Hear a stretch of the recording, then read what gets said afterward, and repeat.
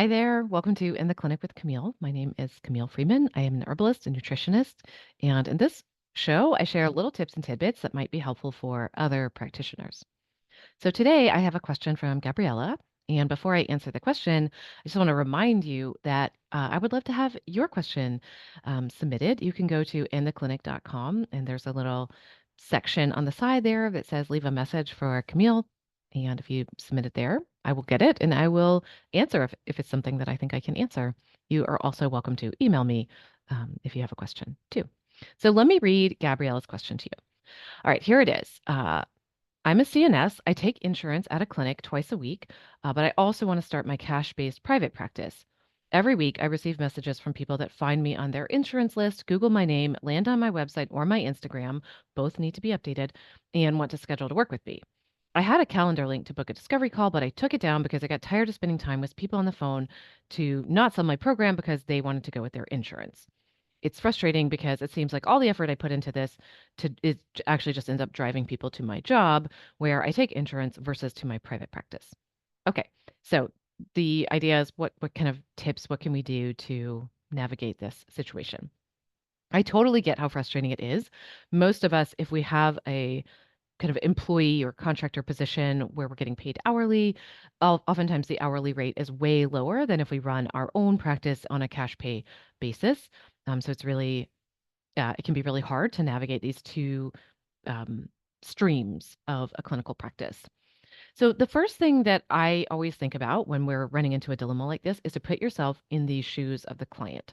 Okay, because the people who are coming through their insurance, they do wanna go with their insurance, and that makes sense. Like, they pay for their insurance, they want to do something that's covered. I absolutely get why they would wanna do that. So what we need to think about is, first of all, um, how do you make the case for those people? Like, why should they choose your private practice versus just going to your place of employment where you take insurance? What is the selling point for them? And that's something that I can't answer for you. It sounds like you have a program of some sort. So maybe you say like, okay, at my workplace where I take insurance, here's what you get, up to X number of visits. We whatever type of work you do there. You can say that is one option. I also have a program that you can take. It is not covered by insurance, and here is why it's a good choice for some people. Then, what you need to say after that is if you would like to use your insurance and schedule with me one on one, here is the link. Go here, sign up. It's done. There you go.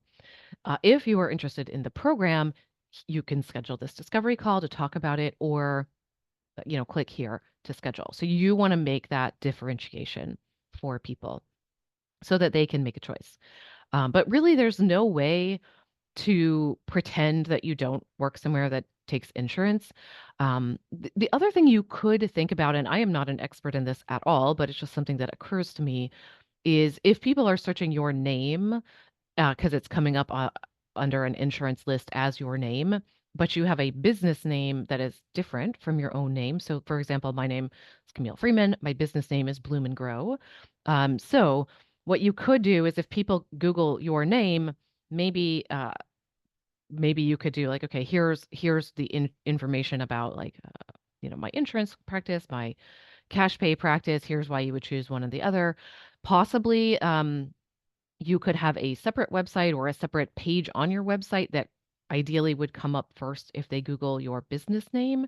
That really wouldn't go into your insurance practice. And that way, if anybody just Googled, nutritionist in Stanton, Virginia, in my case, ideally your business would come up and it would be like nutritionist in Stanton, Virginia, Bloom and Grow Nutrition, and that would be at the forefront. So I am not a Google SEO expert, but there may be a way to do that where you highlight your business name versus your personal name. But in reality, I think what's going to happen here is that you're just going to have to make the case for the difference between insurance pay and your private pay practice and make it very clear that people are making a choice. If you're going insurance pay, you click here, you schedule. We don't need a conversation. If you want to do the private pay option, and here's why that may be a good choice for you. Then we set up a discovery call, you schedule here, you do this, but the insurance is not accepted at this location. So, the real work of this for you is thinking through what are the advantages for people who may want to work outside of their insurance, and how do you make it really obvious that people are making that choice first thing?